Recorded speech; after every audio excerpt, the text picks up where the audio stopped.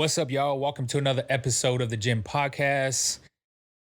What's up? This is your host, GWeezy11, aka Gilbert Sanchez. Thanks for tuning in. I forgot what episode this fucking is, but we're gonna run with it. Dope fucking hat, right? Dope fucking hat. If you're looking right now on YouTube, it's a dope hat. If you this brand called, this is totally off topic, but I just want to fucking talk about it because it's a dope fucking hat. But um it's a brand called Goody Brand, and it's by Ricky Shucks and Timothy Tim. I'm not gonna say his last name, but he used to be called Timothy Delgado, and they have this brand, and it has like, I don't know if the patch is on this side or this side, but it's a dope patch on the side. Got some dope branding on the back, and yeah, it's a dope fucking hat. I fucking like it. It fits right. Anyways, totally off topic, but this fucking podcast is about to be of some tips that I personally recommend when buying a fucking vehicle. Buying a car. And you might be asking, how does he know? Do you have any experience? Yeah, so I worked at a dealership, Honda dealership for about, I would say a month, shit, about a year and some change. And two reasons why I started. One was to actually learn the whole business side of it, how they make money, how much money they make, what are some career opportunities above, like, just how far can I go up if I wanted to? Just the chain that a dealership or yeah, a dealership has. And I learned a tremendous amount of information, and I want to share it with y'all. So I think there's a couple of things that I think are the most important, and I written them down. I wrote them down because, like I said, I fucking forget everything. But um, it's the interest rate, it's the length of the loan, the monthly payment, and the total cost of the actual loan. And I'll go into each of them right now. But I think starting off, I think first and foremost, like the fucking car. Like, if you don't like the fucking car, get the fuck out of the dealership. No money.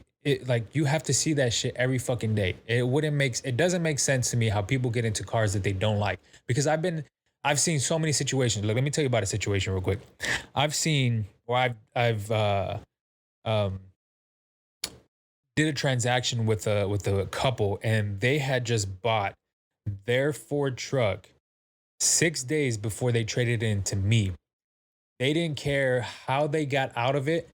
They didn't care. Well, they did care about the monthly payment because they wanted it to be the same as the actual truck, but they didn't like the car.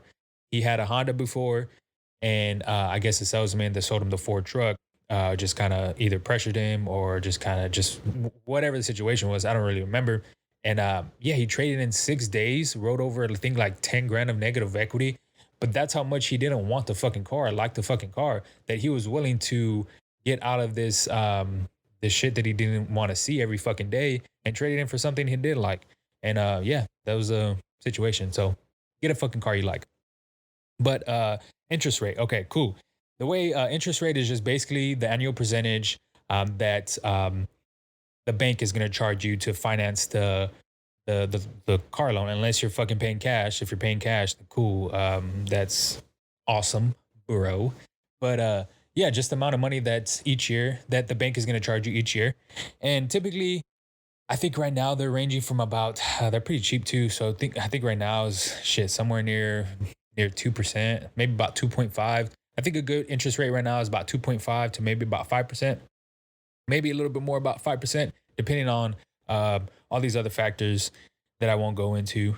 Well, I mean, it depends on like your work history, the length um, of your residence, the amount of money you make, just all this other shit that taps into how much you can afford or how much the bank thinks you can afford on a vehicle. But yeah, there's interest rates. Some of the dealerships offer like 0%. So if you want to get the 0% and you have good enough credit for that, definitely do it. The only experience that I've seen either working for a dealership or purchasing a vehicle is sometimes you don't get the best deal with the 0%. Like, um, I'm trying to think of a scenario, like like a fucking scenario that yeah, okay. So there was a situation where the customer wanted the 0% and the best deal possible on the actual vehicle. But I think most dealerships, if I'm not mistaken, are gonna go with either or. Like you can't have a badass fucking deal and a 0%, like a fucking double whammy on the dealership. You can either have either or. And that's a hit or miss depending on some dealerships. I've seen where people get both, but it, like I said, it all depends. So that's fucking interest rates. So always try to get the lowest interest rates. Again, credit is gonna be your best friend with that because well, let me touch on something else too before I jump off of interest rates.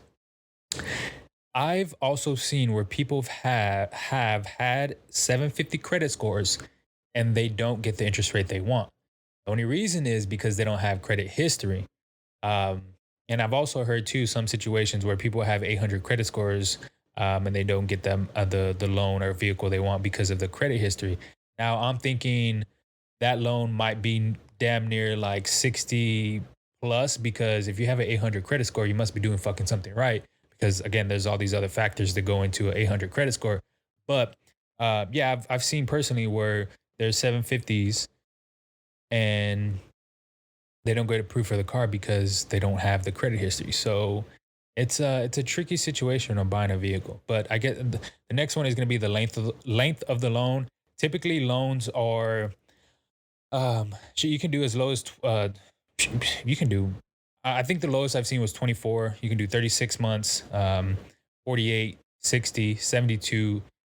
I'm pretty sure they go up to, yeah, I've seen 84. I've even seen 96. But those are for vehicles that are reaching like towards 100,000, somewhere between 80 and 100,000. But um, I always recommend in my vehicle is 60 months, so 5 years. And the only reason why I chose that is because depreciation and I think that's about it. But it's the time you never want to go too long. Well, not too long, but I wouldn't recommend going to 72 months just because the interest rate goes higher.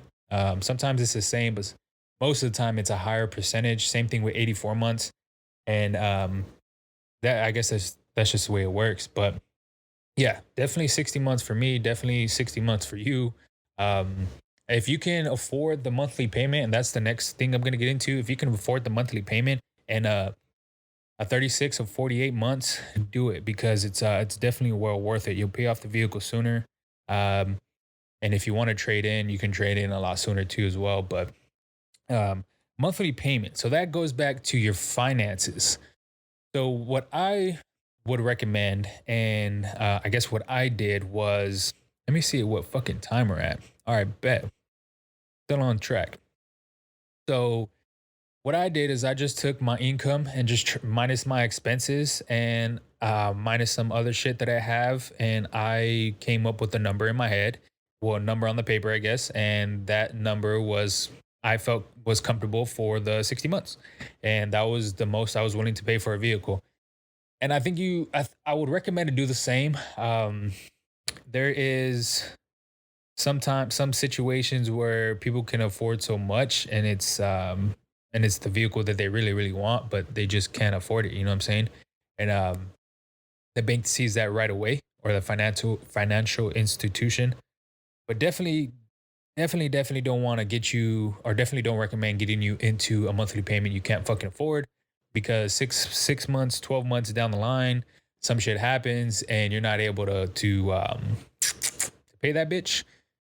They about to show up to your house. They about to repossess that shit. It's not like that. There's a process to it, but um, definitely don't want you to repossess your vehicle. Next is the total cost of the loan. So just like I mentioned before, you have interest rates. The total cost of the loan is basically just going to be from the start of the actual loan date to the end, your maturity date, which is the end when you pay off the vehicle. Maturity date when you pay off the vehicle. Depending on what your interest rate is, it can be a couple $1,000s. It can be $10,000. It can be more than that. I've seen people get into vehicles and the total after the loan is going to be about, I think the highest I've ever seen is about $12,000 more than the actual loan. Keep in mind, depreciation is a bad motherfucker, and it will catch, and it's terrible sometimes. So you can just imagine paying $12,000 more than the actual vehicle at the end of the loan. And then depreciation kicks in, and then there's all these other factors that going into trading your vehicle or selling your vehicle. But I'm not going to get into that. That's just these are just the tips that I recommend. So definitely focus on the length of the total amount, the total cost of the loan, because if you're doing a couple thousand, no, I'm sorry, if you're doing a 10 to 12,000 or any shit, I say anything over 5 to 6,000, go ahead and refinance that shit. Refinancing is basically just taking the amount that you owe from one financial institution and setting it up to another financial institution and for a lower interest rate. So basically, what happens is the first bank or credit place you or whatever whoever financed your vehicle first um, pays the amount that you owe. No, I'm sorry, backwards. The second bank that you want to refinance it with basically pays the first bank that you financed it with, and from there, the second bank that you want to get the kind of semi good credit or better interest rate is you're gonna owe them money, if that makes sense. Hopefully, I didn't lose you. So you got the second bank paying the first bank, and then from the second bank, you're gonna pay them your monthly payment. And the main reason why refinancing is always good is because if you're on track with your payments, your credit score is going to go up. You're going to have some payment history. You're going to have some credit history, and the banks are going to be like, "Oh, cool, you can afford this payment. Damn, you're paying that fucking high of a payment. Let me help you out. Let me get you to a lower interest rate. Let me still make money on this interest right here every year." It's a win-win situation for them, and helps you out too as well. I mean, it's a win-win situation for you because you're getting, I guess, well, yeah, you're getting a lower monthly payment, and it helps your situation out. So I think that's about it. Again, like the fucking vehicle, I've been in too many situations where, man, I've even got a vehicle returned on me because they didn't fucking like it. And man, terrible situation. That's a whole nother fucking podcast. But those are my fucking tips for buying a vehicle. Um, yeah, I think that's about it. I don't think I can go all day about this because I spent like a year or so at the dealership, but I think this will help out a lot of people, and I definitely want to educate people on what's the best thing to do. Now, your choice and brand of the vehicle, that's all on you. Do your research, do your I'm not gonna, bro. Oh my god, making me fucking mad. I can't even say words, but just do your research, and that's it. I'm gonna wrap this episode up. This is the GINN podcast. If you're listening right now on Apple Podcast, Spotify, Google, Amazon Music, SoundCloud. If you're looking right now on YouTube, what's up with you? I appreciate you. Smash that like button, hit the subscribe, and just so you can get more content. Like I said, I'm going to put out more content. Trust me, I promise. Yeah, that'll be this episode. I'm going to cut it off right now. This is G-Weezy11 signing off. I appreciate you. Peace.